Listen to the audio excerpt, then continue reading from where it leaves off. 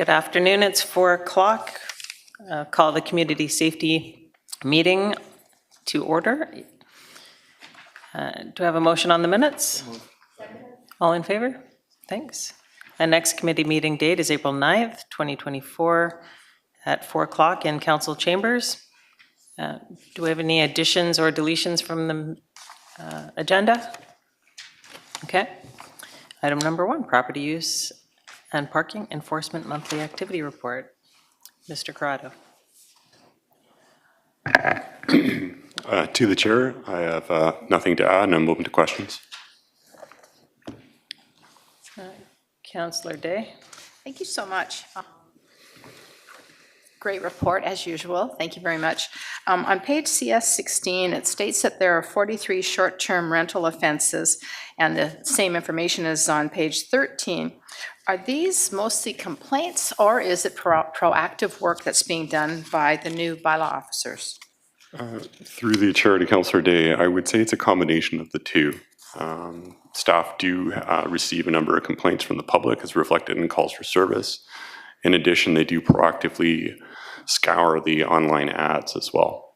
Okay, that's really great. And then on page CS13, it says that there was, regarding property use calls for service, there was one habitual complainant. Has that been resolved?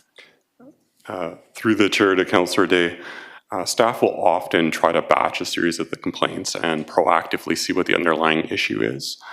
Staff continue to work with that particular complainant. Well, good luck on that one. Thank you. Councillor McNulty. Yeah, thanks very much. Can I go back to the short-term rental offenses? There's 43. How many of them are repeat? And are we getting to the short-term rentals? Are we shutting any of these down? Because they are violating our rules and regulations. Through the chair to Councillor McNulty, staff can get back to the committee with a breakdown of the 40 to see what percentage of them are repeats. In the past, we saw roughly about 25-30% tend to be associated with one independent address. I'd also note that a lot of these violations are issued to the same address, as these violations can be issued in clusters of 2 to 3, depending on the nature of the violation. Okay. I guess my point here is, sorry isn't good enough. I didn't know. I'm not sure what other excuse I can use. And staff are doing a great job, don't get me wrong. But I'm wondering about the effectiveness. You know, every month we come along and well, on this one, for example, we're up 15, we're up to 40. So I'm just wondering about our bylaws, et cetera, and what are we doing? If it was an illegal suite in a single-family home, we would close it. But so I'm trying to follow up on effectiveness. But it'd be interesting to see how many are repeat and what they're trying to do, given the new rules and regulations. Through the chair to Councillor McNulty, and those regulations will be coming into place in late spring. Okay. Staff will have the ability to access some of these ads through an online portal, so that should enhance the effectiveness of our bylaw enforcement. And for those chronic offenders, staff are preparing long-form prosecution as an escalatory enforcement action. Is what Victoria doing hurting us in any way? Through the chair to Councillor McNulty, staff have had a positive relationship at multiple levels with the Ministry of Housing. Staff are participating in a technical working group along with another broader sort of senior management working group as well regarding the implementation of these new measures. Some will be evolving in late spring and some will be implemented towards the end of 2024. Okay, well, good. Thank you for those answers.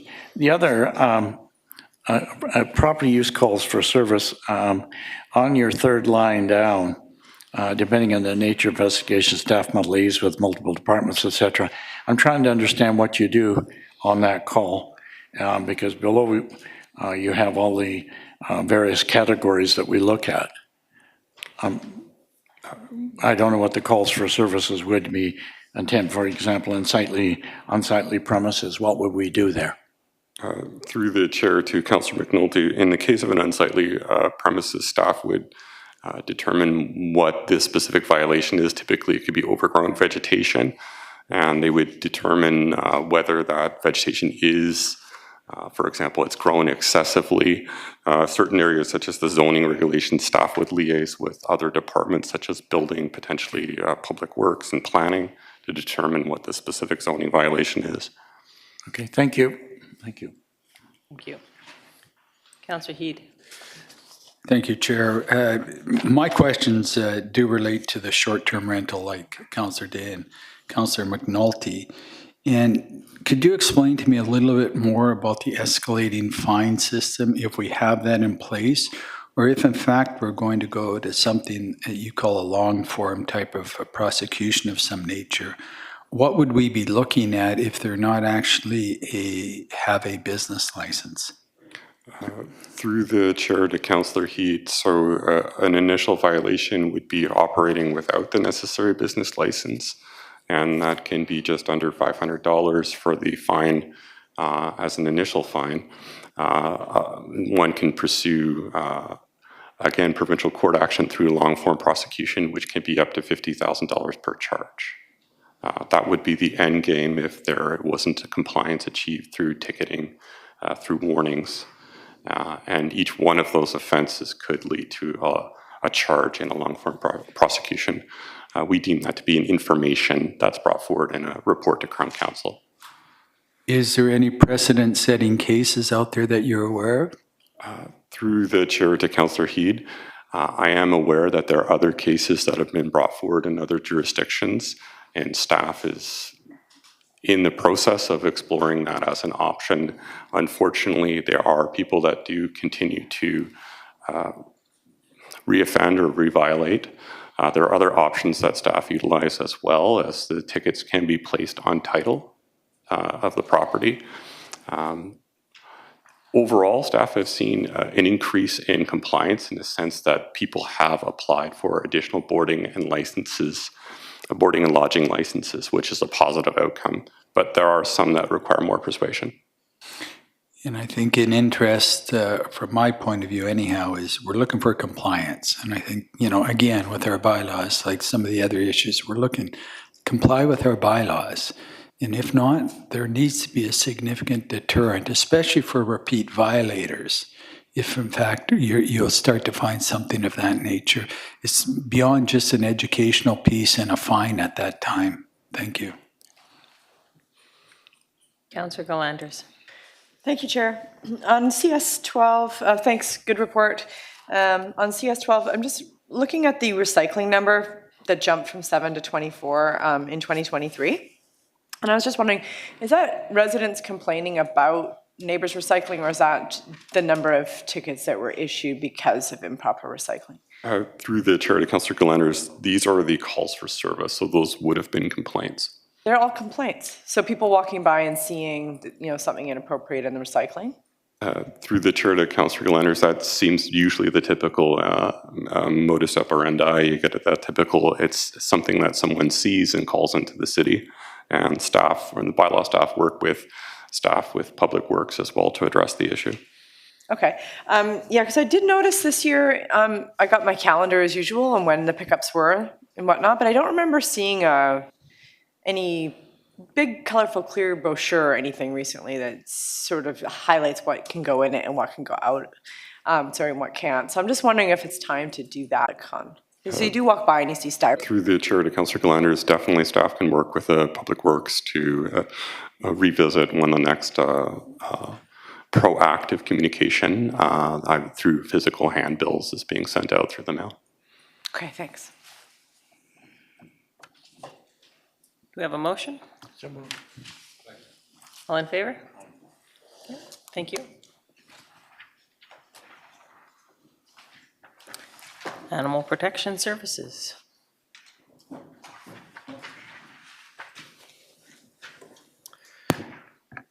Through the chair, I have nothing further to add. I'm open to questions. Thank you. Councillor Day. Thank you very much. We had a citizen who happens to be a postal worker who contacted me. I think you probably know about this case. This dog has been aggressive, but always been in the house. But this time it was out, and it chased her for a block, and she had to jump over a fence and close a gate to protect herself. And I understand staff went out from SPCA and spoke to the owners of this aggressive dog.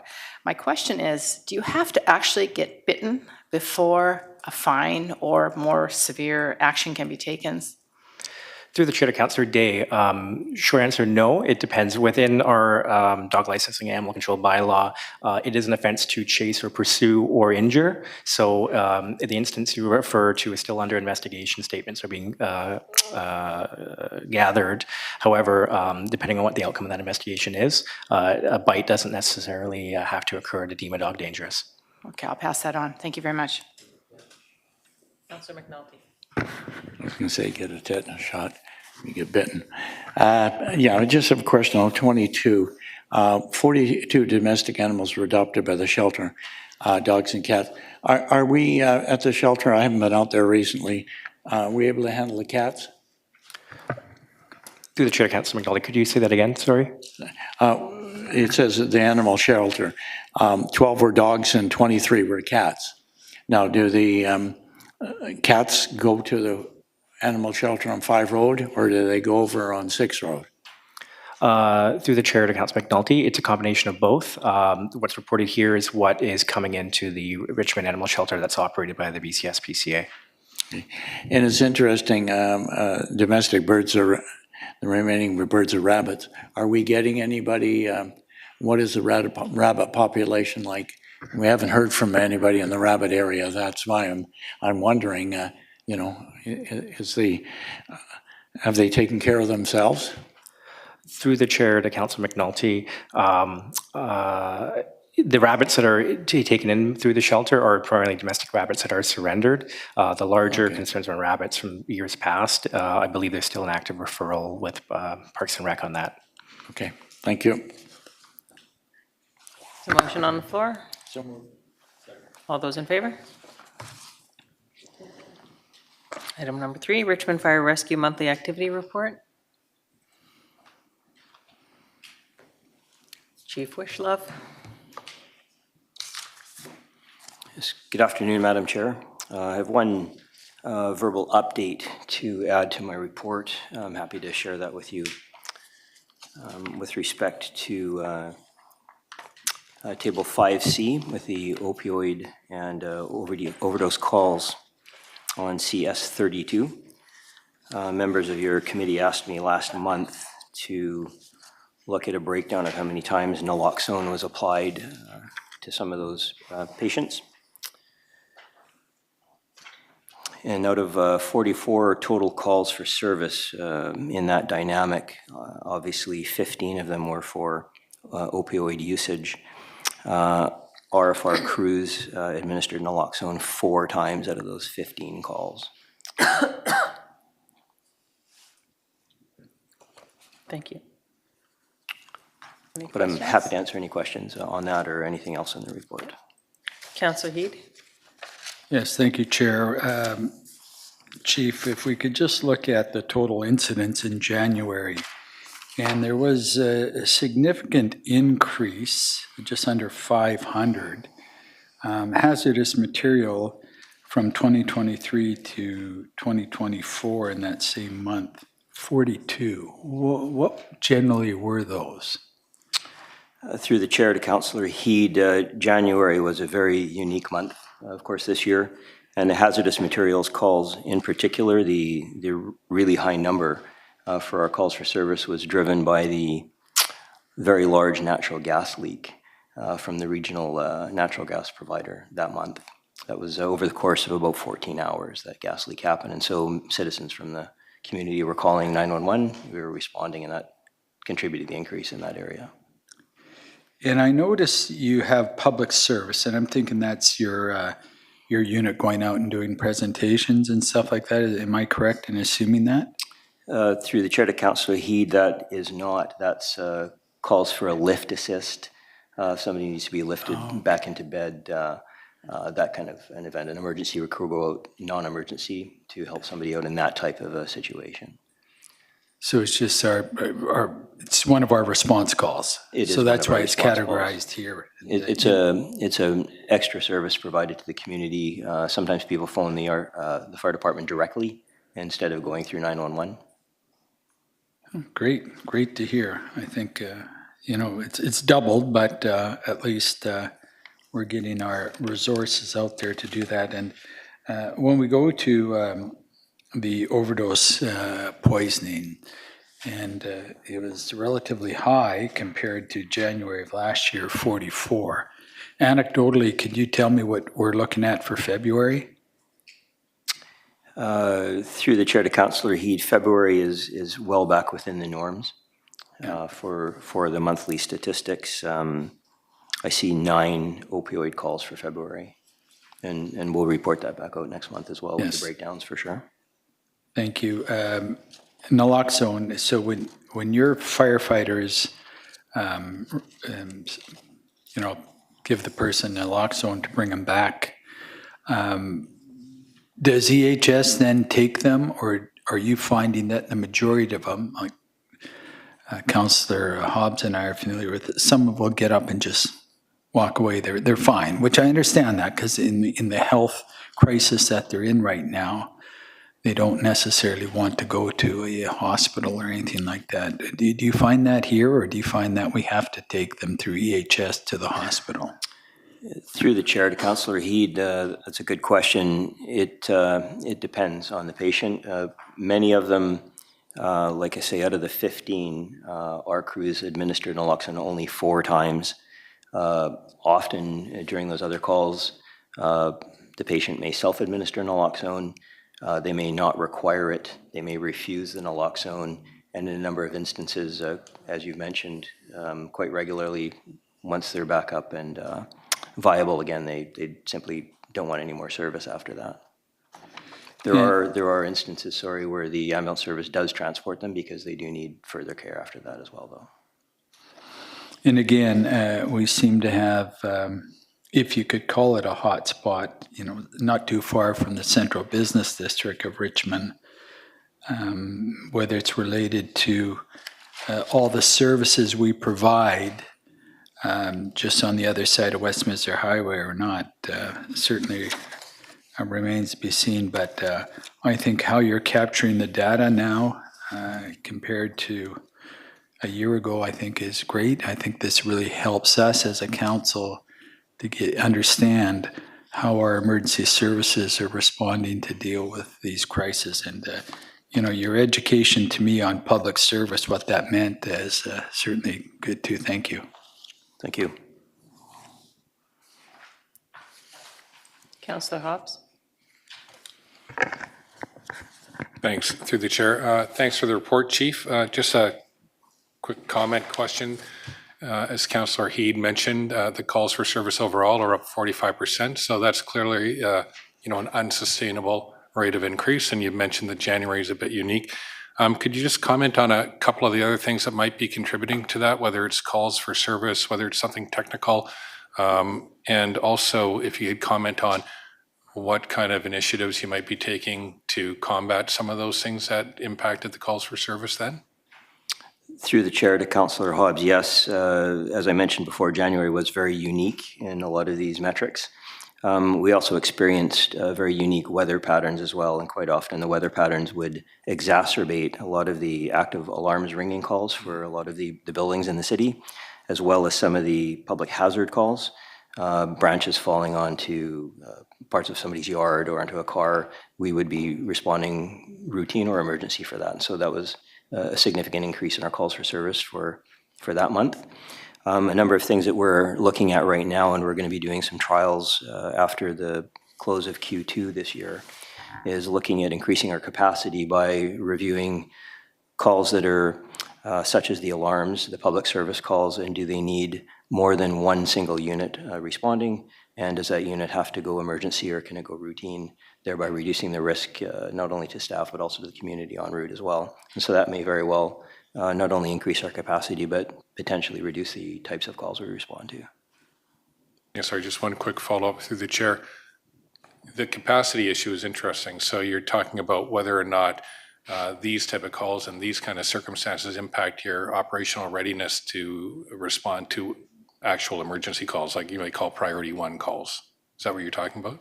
Through the chair to Councillor Hobbs, that's correct. Right now, we don't experience capacity issues, but capacity looking forward for a third or fourth type of emergency event at the same time would be where capacity could come into question. And so our preference would be to have more vehicles available for capacity after the second and third event have been attended to. Okay, thank you. Okay. Well, thank you for the report. I wish it was happier news. I agree with the other councillors. The charts on page 35 really hone down on the fact that, a lot of these health incidents or medical incidents are happening in the downtown core. That's sort of the hot zone. I also am very concerned that we went from 22 overdoses in 2023, January, to 44 in January this year. I understand after reading the Richmond News that there was 9 deaths in Richmond in January from overdoses. But you gave out, your staff did 4 Noxalon cases, which means you potentially saved 4 lives. So good work on that. My question is, does every time the fire department responds to one of these medical calls, do the ambulance also get called? Through the chair to Councillor Day, that's correct. RFR crews respond in concert with the BC Ambulance Service. So if the person is, bouncing back and doing okay, do you cancel the ambulance or do you still get them to come out? Through the chair to Councillor Day, again, it depends. It depends on the outcome. It depends on what type of vital signs and how viable the patient is once we've performed our first initial protocols. Often, the ambulance service is very quickly behind us at these types of high priority emergency events. Yeah, perfect. It's not your job, but does the fire department do any outreach for prevention of overdoses? Currently, right now, that's not within our public education materials, but we're certainly looking at potentially reducing the potential for not only calls for service, but the impacts on the community and accessing our outreach squad with further information through the video logs and through our public prevention campaigns as well, yes. Yeah, I mean, given that the fire department, have such a big profile in the city, I wonder if they couldn't, do something to help educate people, even if it's just handing out a flyer to say, hey, here's where you can get the help that you need. Maybe just think about that. Thank you. Thank you.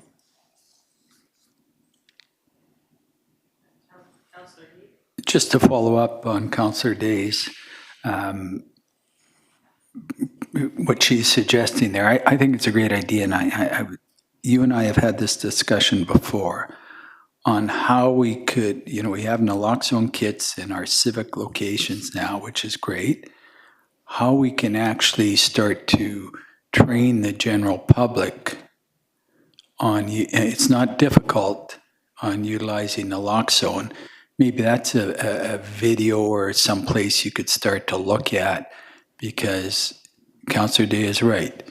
Councillor McNulty, every councillor at this table will tell you that our fire department is highly respected. And I think if we were able to get an education piece out on, for example, utilizing naloxone when someone is in an overdose crisis, that might be worth considering. Just an idea. Yeah, I'm actually very happy to take that back and work with the squad on that, for sure. Thank you. Thank you very much. And we have a question from Councillor Wolf online. Yes, thank you. Through the chair, I have 2 questions, and they're about the emergency response section on CS 26, the table. The first one was already commented on, the Fortis gas leak that happened on January 16th in the evening. The question I have about that is I've asked staff, and I believe they were working to get a visual of a graph or the extent of the air quality hazard and how it impacted our residents. And we only have 2 air quality monitoring stations with Metro Vancouver, one at the airport, one at like Fore Road and Williams. And so I'm just curious, do you have any visual of the extent and how high some of the levels went? And then did you or did the Richmond Fire Rescue get called to provide a response to Fortis or in some way yet? Yeah, thanks. Thank you. Through the chair to Councillor Wolf. For each of those events that we attended, we performed air quality testings inside those resident homes and those structures in order to make sure that it was safe for them to occupy and that there was no explosive level problem there or an oxygenation saturation problem there. As far as an air quality graph for the exterior or let's say the larger part of the city, I would have to go to Metro Vancouver or another organization like that to take a look at what that would be like and what we can do with it. As an aside, we were successful in applying for some grant funding for heat mapping that we're going to be implementing and utilizing this year, and we'll bring that back to this committee for sharing once we get that installed as part of our heat response plan. Sorry, great. That's really positive to hear. I look forward to the heat response plan. Just a follow-up. When you did the air quality monitoring inside the buildings, do you also get a reading outside the building? We would, because we typically test our equipment outside to make sure it's zeroed properly before we go into the environment so we can determine exactly what those levels are. Oh, great. Thank you. Through the chair, my second question relates to that. In the same table there, table 2, it also has a category under public hazard, and that's also up significantly from the average and other things. Was that also impacted by the Fortis gas leak? Through the chair to Councillor Wolf, I believe we've captured all the Fortis gas calls for service under the hazardous materials responses. Public hazards can be a variety of other pieces with somebody calling in with a complaint about something that looks like it might be a fire hazard or a life safety hazard somewhere. So the crews would be responding, doing a quick investigation or an inspection of something, and then reporting back. Great, thanks. So just my final follow-up then, in relation to public hazard, this morning I was attending the Emergency Planning Secretariat event on Annacis Island in Delta. And it was about the flood resilience and flood hazards for the region. And one of the handouts we got was this map here that shows Richmond in completely submerged. And so there was a couple fire chiefs at the table I was sitting at for part of it. My question is, do you have is there a way that you communicate with other fire rescue and emergency responders in our neighboring area so that if we are devastated with water and we can't use our fire trucks and get the services to the people, like that we know to get help from the neighboring municipalities? Like, if not today's event, like what way do you connect with other fire departments? Thanks. Certainly, through the chair to Councillor Wolf, there's certainly a lot in that. First off, we participate in a regional mutual aid agreement with all of our bordering fire services that actually was signed by Mayor and Council several years ago. And so that includes our neighbors immediately on our borders as well as further inland as well. So we have access to those other fire resources going back quite significantly into the province should we need them for any reason at all. As far as any other types of resources that we can use, we have as well working relationships and collaborative relationships, obviously with BC Ambulance, with emergency response crews at YVR Airport Authority. Through the RCMP, we can access other resources as necessary. And as well, Richmond participates in a number of working groups, both regionally and provincially as well, which has quick action to responses should we need extra resources that the fire department may not have at a time.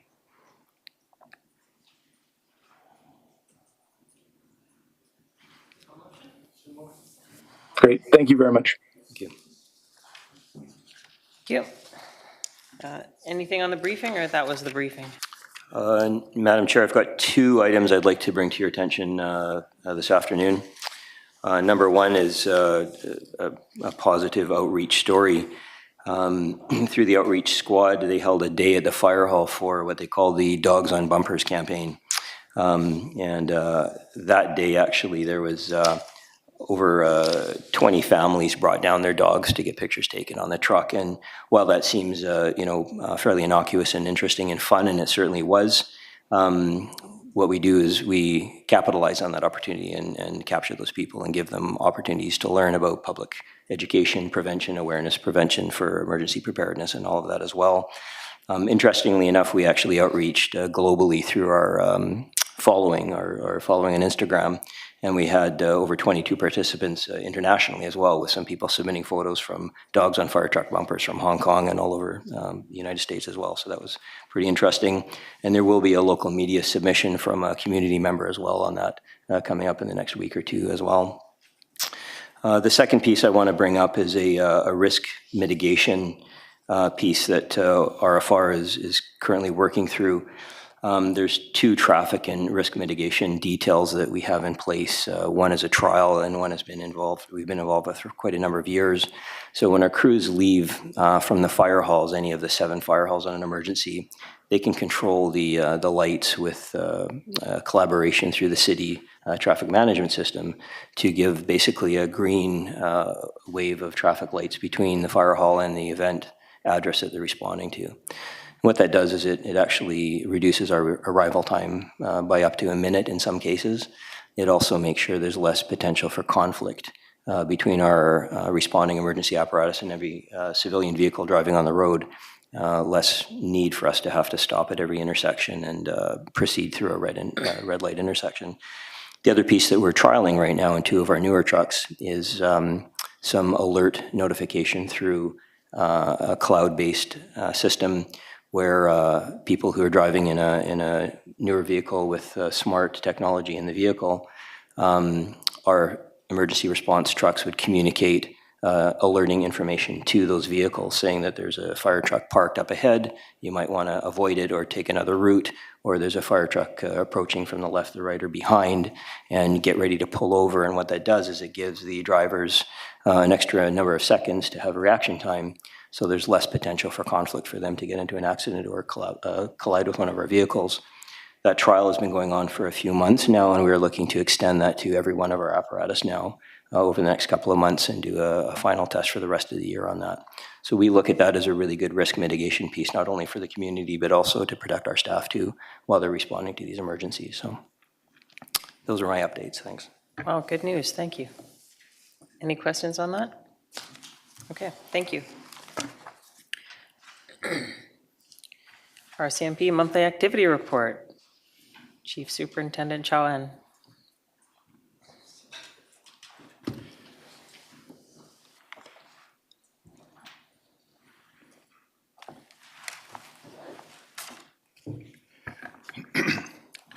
Good afternoon, Madam Chair, councillors, and staff. I don't have anything to add to my report, but I welcome any questions or comments anyone may have. Councillor Day. Thank you very much. Well, we've heard so much about drug overdoses. We just heard from Chief Wishlove. What programs does the RCMP have in place? I know the DARE program has been around, I think, for 2 decades. But what else do we have that is geared towards drug prevention? Through the chair to Councillor Day, you're absolutely correct. DARE is one of our legacy programs that has been in existence for quite some time, which is obviously geared to our elementary school students and provides them with proactive approach to resisting substances as well as teaching positive decision-making skills.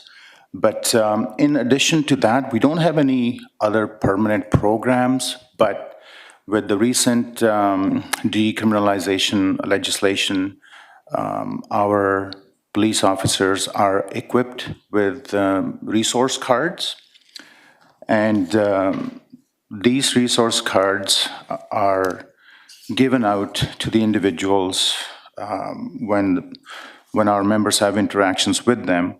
And I'm not sure if anyone has seen these cards, but there's quite a bit of contact information here for different support services, for Vancouver Coastal Health about treatment and harm reduction support program, to get alerts on toxic drugs, mental health crisis line, how to get free naloxone kits, and where they can test their drugs. So lots of valuable information on these cards that, you know, our officers hand out to individuals when they encounter them in the city.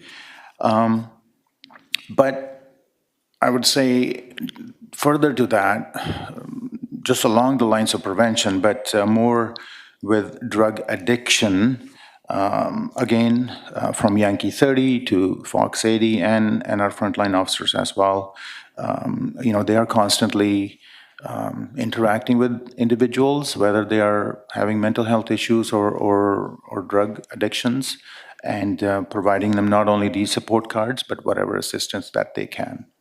Okay, and do we still have police officers interacting? I remember when my kids were in high school, RCMP officers would come and play basketball with them and just kind of get to know them and break down the barriers. Is that still happening? Through the chair to Councillor Day, we do have different programs, and obviously Youth Academy being one of them, and we have our youth section, and our officers from youth section are regularly engaged with our youths, and when we have the opportunities, whether it's to play basketball or hold other events, we take you know, full advantage of those opportunities as well. Perfect. Would you be kind enough to send a copy of that handout to council? Absolutely, thank you. Thank you. Thanks, and through the chair. Well, Chief, thanks for the report.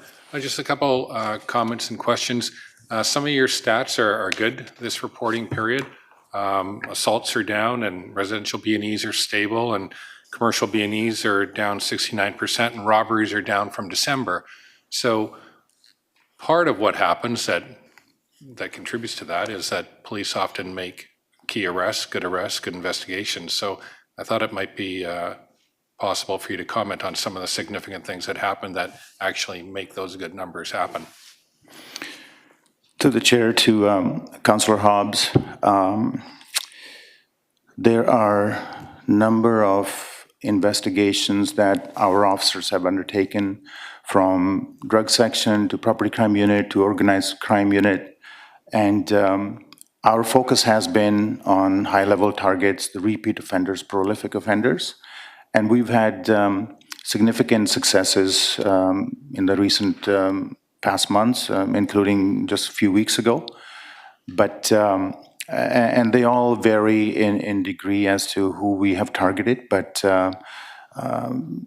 just several months ago, we had a joint force operation with our partners from Vancouver Police Department, where we targeted an organized sort of a crime ring responsible for mail theft and frauds. So that was a significant arrest that led to numerous charges, and that has we have seen the impact that the numbers have come down. And with respect to some other issues, violent crime, we had an incident with home invasion and with firearm and robbery. This incident involved 6 individuals who, again, are prolific offenders, not only for the city of Richmond, but causing a great deal of crime across the Lower Mainland. So it was good to see all of these individuals being arrested and charged.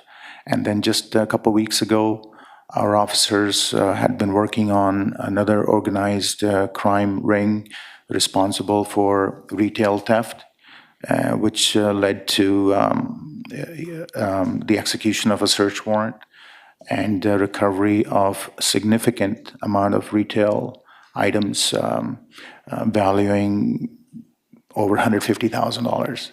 And so these investigations, they take time, but it's good to see those results, and it's good to see that as a result of these strategies and these actions that the police officers are doing, we are seeing a reduction in crime, especially in property crime. That's great, and it is important to hear those stories. Just one last comment through the chair. And you mentioned retail theft, so shoplifting, a 13% increase, and I know it's been a focus for the Richmond RCMP and partners in Metro Vancouver too. And if you could just comment on aside from arrests and suspects, what is it that we're doing to ensure that our community and Metro Vancouver at large as well understands that the police do investigate, they will arrest, they will charge, and that it's something that businesses should have confidence in, that they can call the police, that action will be taken, police will respond on a priority basis, and that it will be investigated fully, because we've seen in other jurisdictions in other countries where maybe that doesn't happen, and we certainly don't want to get to that point. So what is it that you're doing to encourage businesses and help educate them that what they see on the news internationally isn't how it works here? Through the chair to Councillor Hobbs,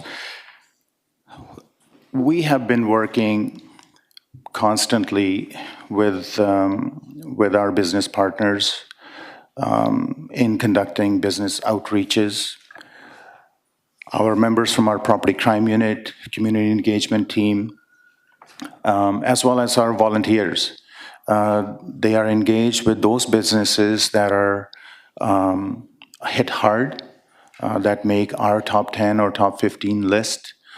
We are engaged with these businesses in not only discussing what type of strategies that they can employ to theft-proof their businesses, but at the same time, report these incidents to the police.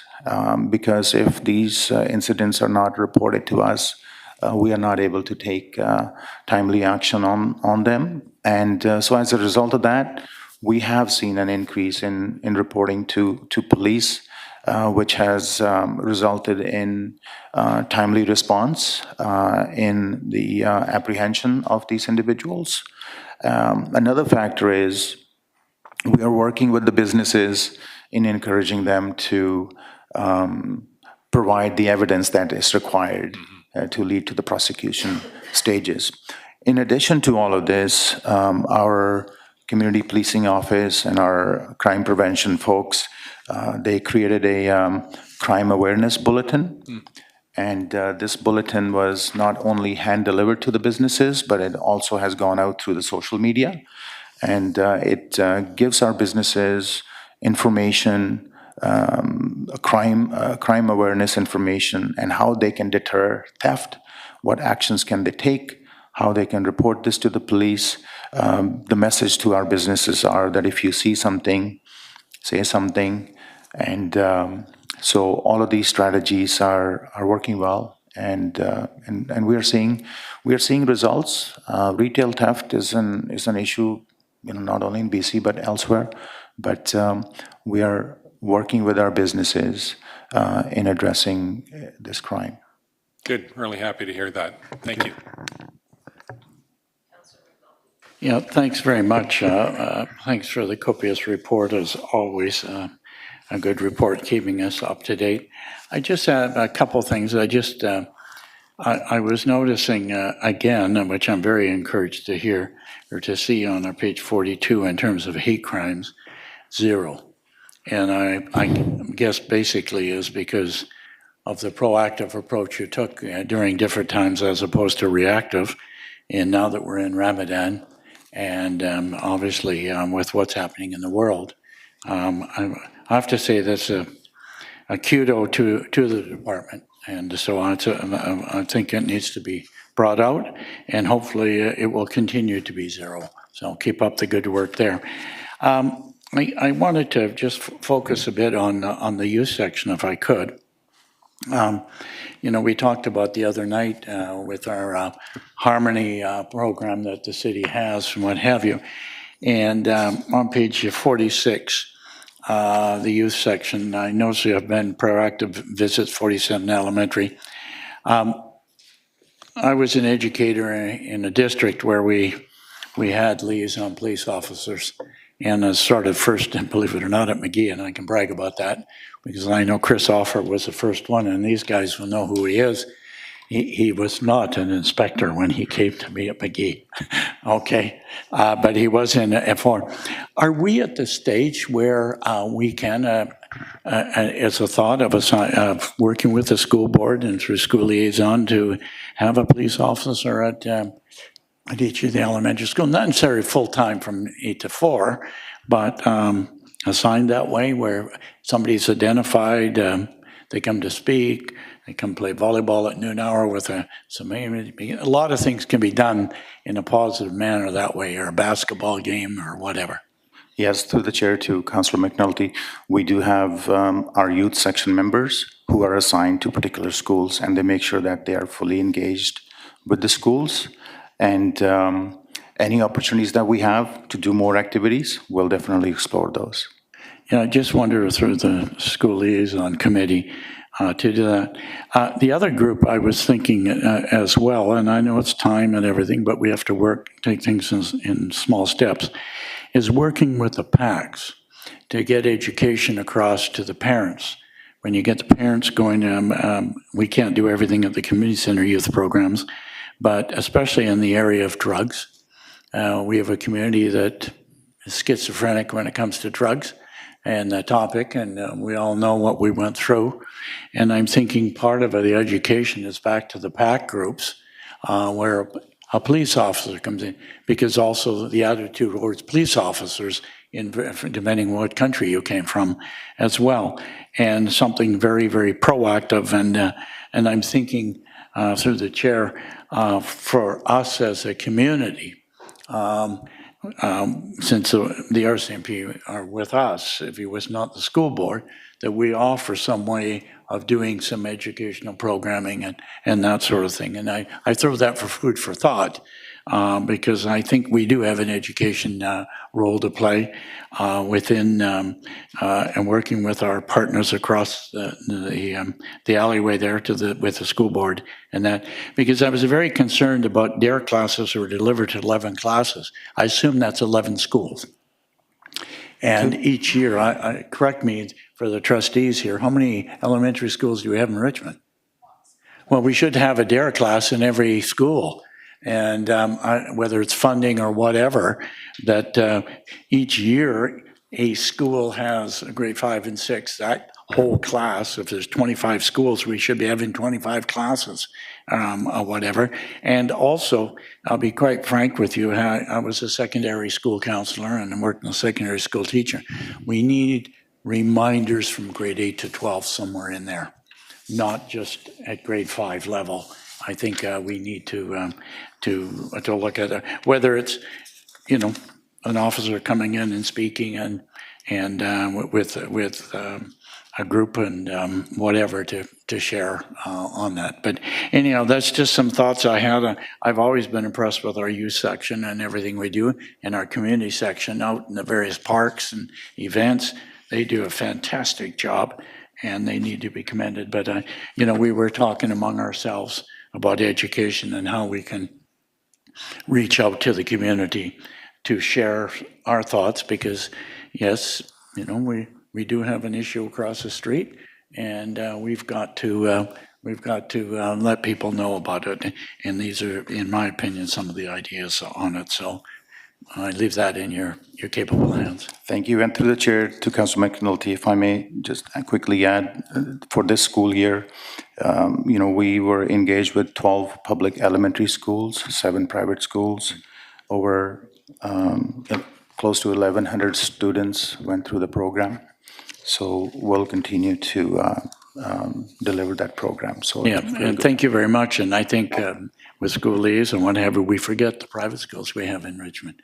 We do have a number of them. So thank you. Thank you. Councillor Heed. Yes, thank you, Chair. I just watched 2 of your members on bikes interact with the driver there. Fantastic. Great to see that they're out there. Hopefully the weather will cooperate. Just following up on what Councillor McNulty was saying and what Councillor Day was referring to earlier, and just a thought. I'm not a proponent of the DARE program based on some of the literature, but I am a proponent of drug education. And we seem to have people just focusing on one side of it. I agree we have to prevent people from going down the illicit drug path to begin with at the outset. I'm wondering, and I'm going to suggest that you may want to look at that, because I think hopefully there's an appetite within council to have someone specific from the RCMP coordinate some type of drug education. I'm not saying use it within your resources. I'm talking about an additional resource where that person, he or she, would make sure that there is a coordination of whatever the education is going to be, whether it's going to be to an elementary school, to a high school, to a PAC group, a community association, something of that nature. Because I know there's a lot of your members are very passionate about this too. But we've got to get the right information out there on prevention. You know, if we can't get the right information out there, if we get some of the propaganda that's been spread out there lately, this is where we're losing ground. I think there's a real opportunity there or here for us to gain ground on what we want to do from a longer term perspective of stopping people from going down the illicit drug path and the addiction path. So my encouragement would be to ask us for an additional resource on what that person could be doing. Thank you. Thank you for your report, and not to beat this to death, but this school board, I know one of the schools, Guy Felicella, is coming to Hugh Boyd in early April. And I know the DARE program, you straddle two grades at one time, so you hit a school and you get a huge number of kids at that school, and then it's every second year, same as our cycling program with Hub. I think we can ask the school board what they're already doing. And when we met with Minister Whiteside in the fall at UBCM, we did ask about if there is another program that the province is considering. It sounds like Councillor Heed's talking about maybe us piloting our own program, but I think if there's already something to be piloted that's already coming down from the province, that was something that we expressed to Minister Whiteside, that we'd be interested in being part of that pilot, just like we were with the Yankee 30 program. So I think there's the appetite around here to pilot something new if that's available. Thank you. And further, in the Chinese media, there was also some mention of vandalized cars not being reported to police, as there's a feeling that nothing can be done. So just in combination of what Councillor Hobbs was saying and talking about how are we outreaching, so it's not just businesses, it seems to be individuals who don't seem to think that there's anything the police can do. And maybe that's the same answer they get from ICBC, but if we don't have the data, we don't know what's going on. So how does the data get crossed, or how can we reach out to the different groups that are maybe fearful or not believing that they're going to get support when they call police? To the chair, first of all, I encourage members of our community to report those incidents to the police. And there are other similar incidents, whether it's cars being vandalized or disorderly conduct or any other issues that the community is facing. And we engage the right members to respond. And they do speak with the complainants, listen to their concerns, and formulate a strategy, or at least give them suggestions what they can or cannot do. And I think that's a beginning. But we do respond to those situations, and my suggestion would be just to notify, reach out to the police.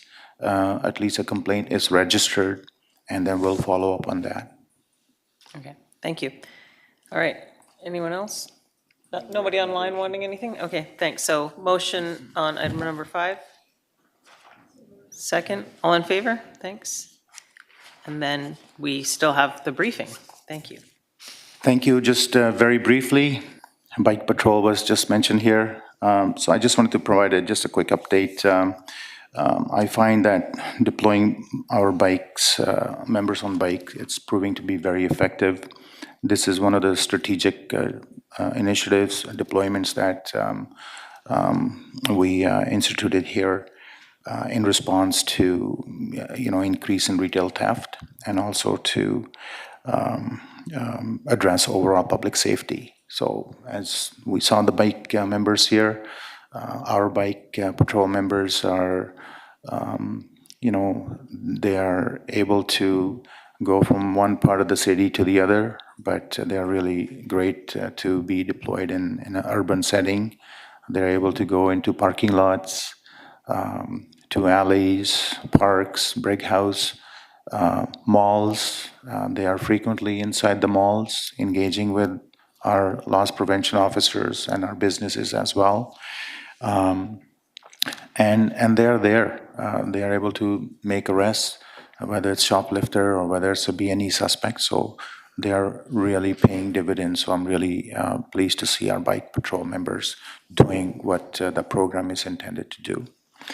Secondly, last year, in the beginning of January, we experienced a significant rise in theft of Cadillac converters. I believe in the month of January 2023, we had nearly 100 Cadillac converters that were stolen in Richmond. A number of safety initiatives were utilized by your police force, and we have seen the theft of Cadillac converters to gradually come down, and those numbers for us are very, very low.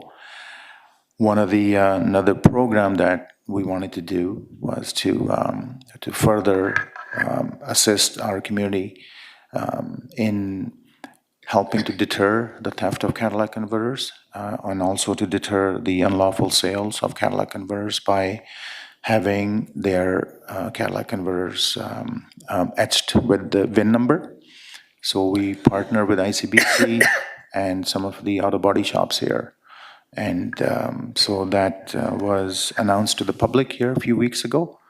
So that's just another step in our response to the theft of Cadillac converters. So that program is working well, and this is just another initiative that we have implemented to deter and prevent the theft of Cadillac converters. And finally, last year I had introduced that we were working on implementing a safe sale exchange program in our city.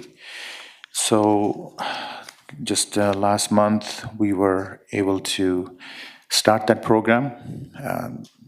We have seen a rise in fraud. People are being defrauded in so many different ways. And we wanted to provide our public with a place where they can come and have a secure environment where they can have that transaction take place. So that is open to our public, and it's conducted at our police office at the main detachment on number 5 Road, Saturdays, Sundays from 8 to 5, and on stat holidays. It's done in a secured environment. There's cameras there, there's front counter staff there, there's a station constable there. And I know that a number of our citizens have started utilizing that program. It's just another step that we can provide to our community so they don't fall victims to fraudsters out there. And that's it for the updates. Thank you. Councillor Day has a question. Yeah, thank you very much. I was just reading the crime prevention newsletter that you put out every quarter, which is great. It mentions here regarding catalytic converters that you can install a cat clamp device. Can you tell us about that? To the chair, to Councillor Day, there are multiple devices that have been developed in response to the theft of catalytic converters. This is just another device that that goes in the undercarriage of your vehicle that secures your catalytic converter, and it just makes nearly impossible for people to cut and take that part away. Oh, where do you get those? I've never heard of such a thing. Yes, these are new devices. If you go through the auto body shops, or even, people can Google it, and you can purchase them online as well. Excellent, thank you. Thank you. Thank you.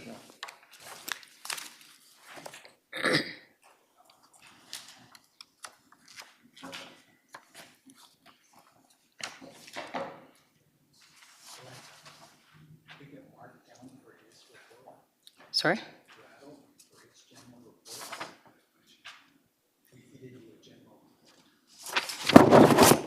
read a report? He was here.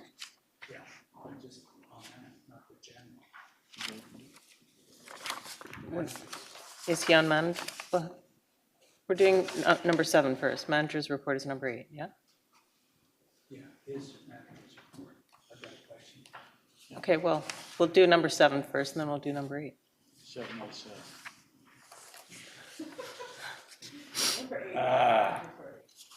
Is that okay? Be patient. Yeah, we'll get there. Oh. You can keep your socks on and count to 7. He doesn't wear socks. Oh, that's right. Oh, yeah. Anyway, we have a couple of speakers on this, so we'll hear from them. Number 7.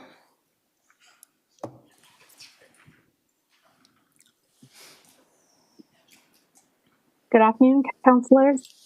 I'm here to express SWAN's support for the motion on today's agenda to have staff research and review our current policies and bylaws relating to body rub studios in Richmond. We are heartened that councillors have heard our concerns with regards to the safety of women working in these establishments and are open to learning more about best practices for sex worker safety. We encourage City councillors to vote in favor of this motion.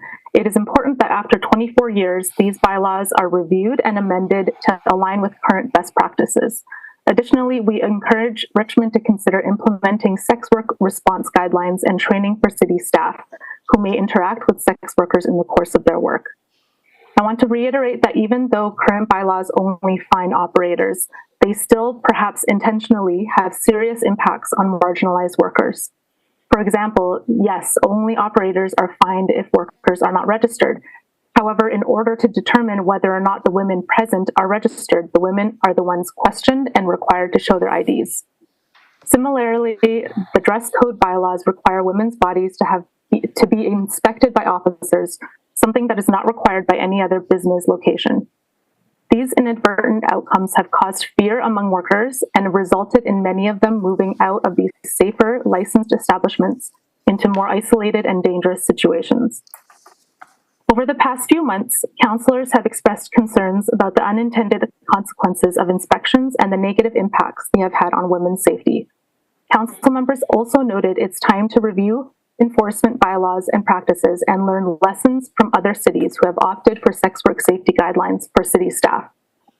This motion is an opportunity for Richmond to be a leader, to develop policies shaped by those with lived experience, and to reaffirm the city's commitment to community safety, equity, anti-racism, multiculturalism, and inclusion of diverse communities. It is an opportunity to put personal feelings and ideologies about sex work aside in favor of learning directly from the community and taking steps to ensure the well-being of some of Richmond's most systemically marginalized people. Regardless of what any of us might feel about sex work, it is clear that these bylaws and lack of policies ensuring the safety of these workers has pushed them into far more isolated and dangerous situations and put them at greater risk of violence and exploitation. The bottom line is that we all want these women to be safe. To do this, it is crucial to hear from people with lived experience and with organizations, and to hear from organizations that are actually going into these establishments and interacting with these women.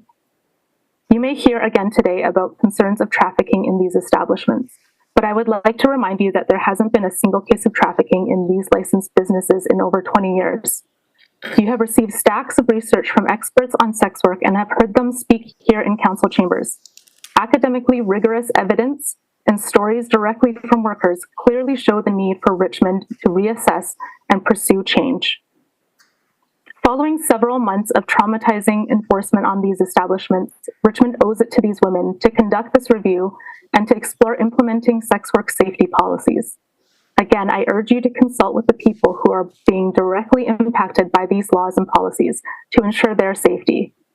I am hopeful that through consultation with SWAN and other community-based organizations working with people with lived experience, such as Pace Society and Living in Community, the City of Richmond will be able to ensure that its bylaws and policies are fair, equitable, and safe for the communities most impacted by them.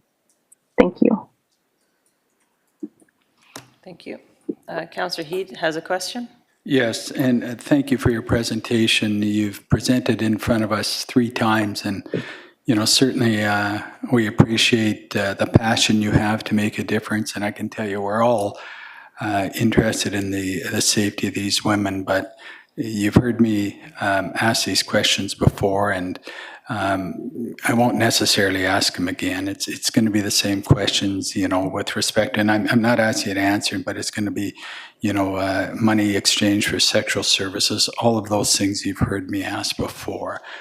But we need to have a balanced approach to this, and we need compliance. And this is what I've ended every one of my discussions with people on this around compliance. So I'm asking you do you think we should ignore the bylaw and not have them comply under the bylaw?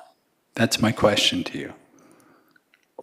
Through the chair to Councillor Heed, absolutely not. And I think I said this in my first presentation to City Council. Of course, you must have bylaws in place for licensing. That is absolutely a given. It's a matter of what those bylaws are trying to accomplish. And if they are causing harm to women, we would like you to review them. And then in addition to that, it's about implementing guidelines for how bylaw enforcement takes place. So again, in recent months, it has been quite heavy-handed and traumatizing to the women working in these establishments, whereas previous to your initial motion, what we had heard from workers was that bylaws were coming in with compassion, being very transparent with what they were there for, and it wasn't heavy-handed and it wasn't traumatizing.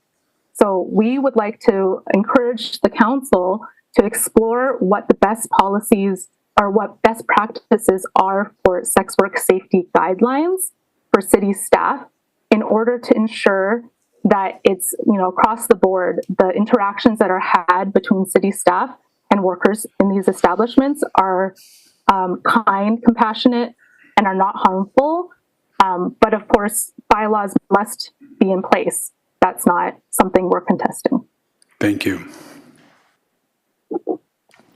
We have another speaker. Hi, thanks very much, Chair. My name is Kathy Peters, and 3 years ago I started the Be Amazing campaign to stop sexual exploitation. My website is the beamazingcampaign.org. My new book is available and online, and I actually mailed a copy to the mayor, Child Sex Trafficking in Canada and How to Stop It. It is the textbook on the issue in Canada. It is readable, relatable, with well-documented resources. My mission statement: a modern, equal, civil society does not buy and sell women and children.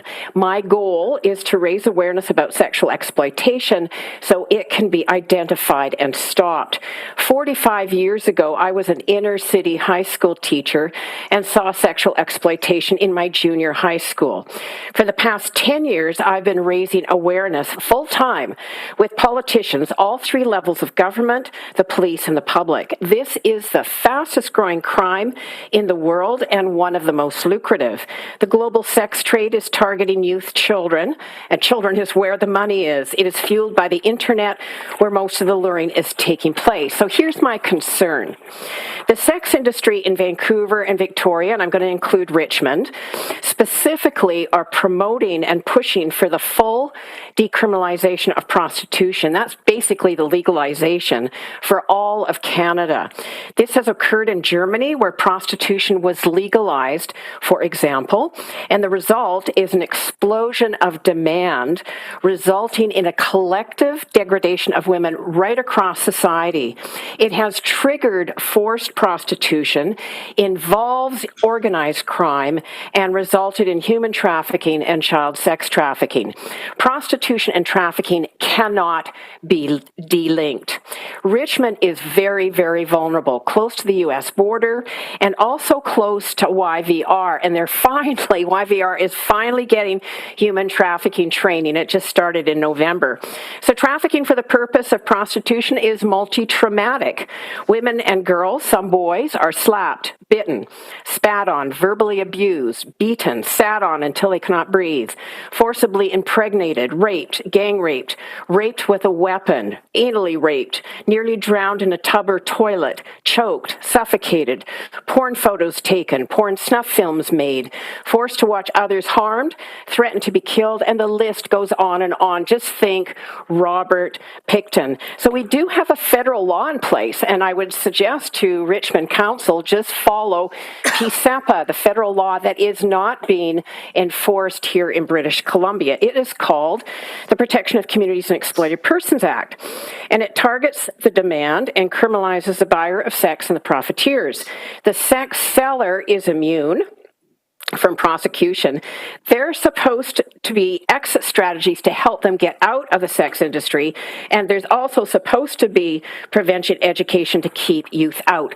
So I just want to quickly go over the law, the preamble. Whereas the Parliament of Canada has grave concerns about the exploitation that is inherent in prostitution and the risks of violence posed to those who engage in it, recognizes the social harm caused by the objectification of the human body and the commodification of sexual activities. Whereas it is important to protect human dignity and the equality of all Canadians by discouraging prostitution. Again, sex work is not a legal term, it's prostitution, which has a disproportionate impact on women and children. Whereas it is important to denounce and prohibit the purchase of sexual services because it creates a demand for prostitution. Whereas it is important to continue to denounce and prohibit the procurement of persons for the purpose of prostitution and the development of economic interests in the exploitation of the prostitution of others, as well as the commercialization and institutionalization of prostitution. Whereas the Parliament of Canada wishes to encourage those who engage in prostitution to report incidents of violence and to leave prostitution. And whereas the Parliament of Canada is committed to protecting communities from the harms associated with prostitution. And I just want to end that Cassandra Diamond is a survivor. She is coming to Vancouver to speak on May the 9th. She'll be speaking at the Vancouver Hyatt Hotel at the Prayer Leadership Dinner. You can get tickets. In her 2020 TEDx Toronto talk with over 3 million views titled, "I was sex trafficked for years. Brothels are hidden in plain sight." She shares about her 10 years as a prostituted woman. She always worked for organized crime and criminals. There was no personal choice, there was no self-dignity, there was no hope, and there was no place to turn. No one she worked with enjoyed it. She states that municipal licensing of massage parlors normalizes prostitution and renders it invisible and underground. Indoor facilities where she was exploited are run by organized crime, and the profit is huge. Thank you very much. Thank you. Okay. So we have a motion. Thank you, Ms. Peters. We have a motion here that staff research and review our current policies and bylaws relating to body rub studios by consulting with agencies such as SWAN, Pace Society, Living in Community, Pivot Legal Society, and VCASE, as well as compare ours to bylaws in other municipalities, that staff report back to Community Safety Committee with findings and or options to ensure our policies are aligned with current best practices. Any? Second it. Okay. Any comments? Councillor Heed? Yes, we can do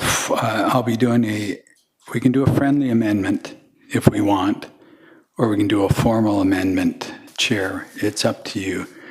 But the point I want to make here is I don't disagree. Let's see what's out there. Let's consult. But there's other groups I would like to see consulted. I would like to see the renowned expert Benjamin Perrin, who's a prof at UBC, consulted on it. Benjamin. Perrin, Perrin.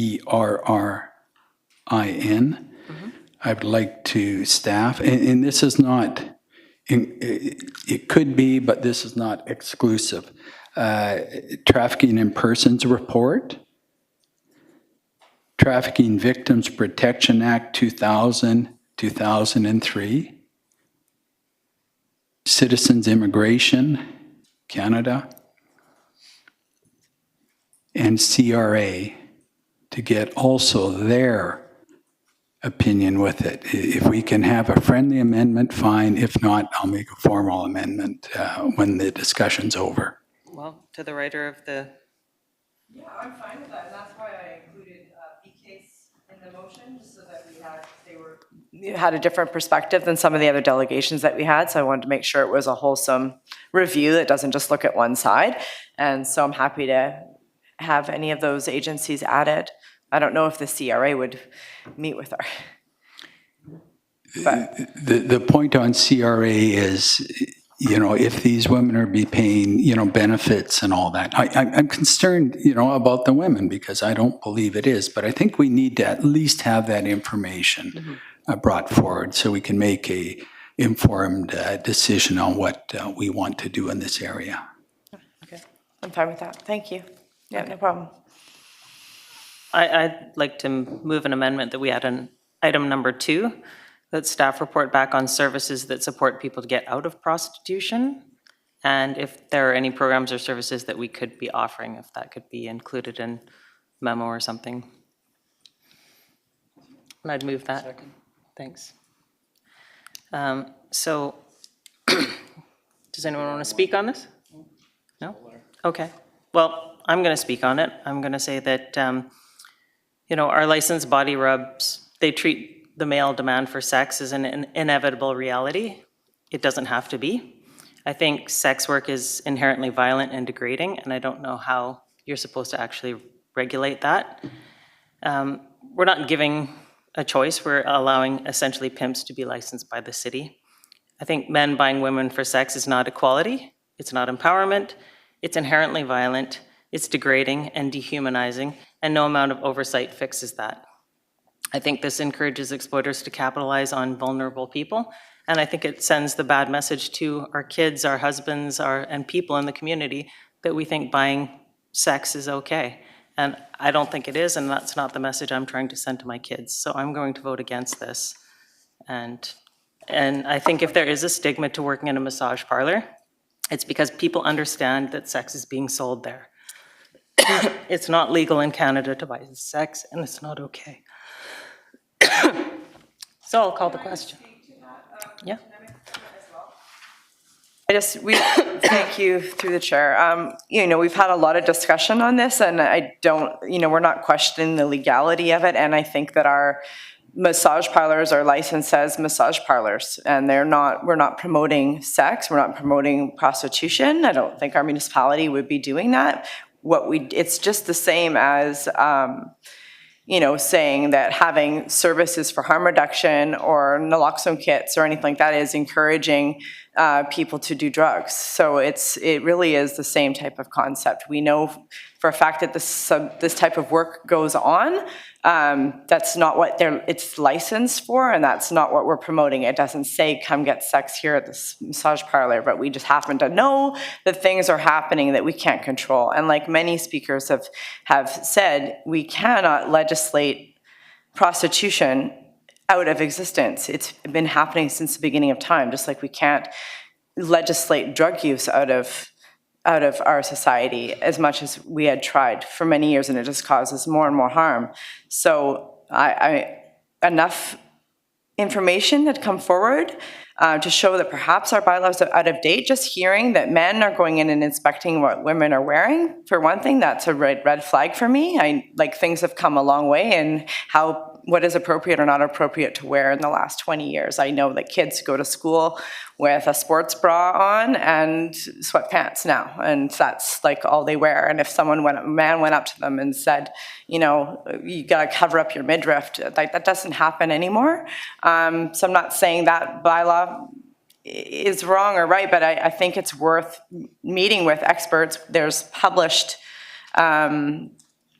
experts that have studied this stuff and what other communities are doing that's working better for women and for women's safety. And if there's any indication that what our bylaws are forcing some women into more dangerous situations. And then if we care at all about women and workers, and if they are in unsafe situations or not, we have an obligation to listen to that. So this is just a review of our bylaws at a very serious issue that is involved with safety. So just burying our heads in the sand and not looking at it is not helpful. So I don't see why we wouldn't all want to review it.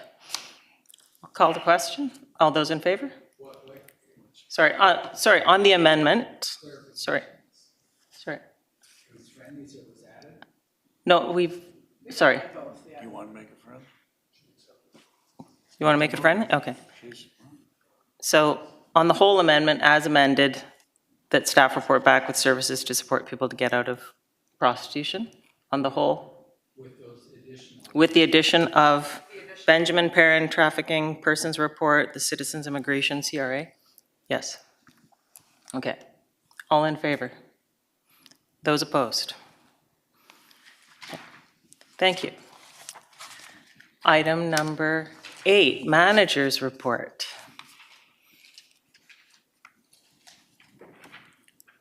Councillor Heed, you had a question of staff?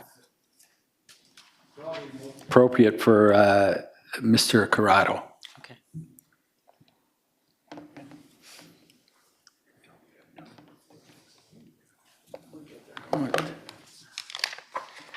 Oh. Where's my questions I had for you? Okay. If you could give me an update on Beijing Palace, and the second update I want, well, let's just deal with that one first. Through the chair to Councillor Heed, I believe on January 30th, staff attended, took enforcement action. 3 tickets were issued, 2 under the newly formed provisions, ticketing provisions within the building regulation bylaw. A 3rd ticket was issued for operating without a business license. The total value of those tickets was $1,450. As a result of staff enforcement action, a scheduled major event for Chinese New Year's was canceled. Staff has spoken with the owner-operator, and they have canceled further events, and they are taking steps to comply with the building code, principally to obtain the necessary permits for work that was done without, construction work that was done without a permit. And we'll continue to monitor that for compliance. Through the chair to Councillor Heed, yes, the file remains open. It's still under investigation, and before we close it, we'll ensure there's compliance. Okay, the second update I'm looking at, and maybe it's not an update, maybe it's the start of an investigation, and this is in regard to Tokyo Health and Beauty. Once more, it's been brought to our attention, a different location. I believe we have 3 of these locations in Richmond. And my questions are, is it owned by the same person or is it franchised out? And number 2, what are we doing with the current circumstances regarding the one in Aberdeen Centre where Health Canada has gone in and sanctioned them? Through the chair to Councillor Heed, that particular location at the Aberdeen Centre is under investigation. Committee and council can anticipate staff will bring forward a report that provides a recommendation and a summary of their investigation. I can get back to you regarding the ownership of the location, but I believe it is the same owner. And just to recall, the matter came before us in a somewhat show cause hearing, and we went with a 90-day suspension, and I guess that was the one, I believe, at a different location. It wasn't the Aberdeen Centre location, and it was basically for similar offenses in that cold remedies were being sold with opioids in them. Am I correct? It was at the original one too? Through the chair, I believe the show cause hearing was for the location in Westminster Hydray, and the agent that you're referring to is, I believe, dihydrocodeine phosphate, which is an opioid which has been involved in abuse in the opioid crisis. And from your information, Mr. Corrado, is this the same situation at Aberdeen Centre? Through the chair to Councillor Heed, Based on the reporting from Health Canada, I believe the same substance was being sold again, the same Pepron cold medication, at a different location at the Aberdeen Centre. So we can expect something to come forward to council. Through the chair to Councillor Heed, yes, that's correct. Thank you. Councillor Day has a question as well. Did you say that this Tokyo company has 3 locations, and will we be investigating all 3? Through the chair to Councillor Day, staff is investigating these locations, and staff will continue to monitor all 3 locations. Excellent. Thank you very much. Thank you. Do you have any other reports beyond that? Any other managers' reports? Thank you. We are adjourned.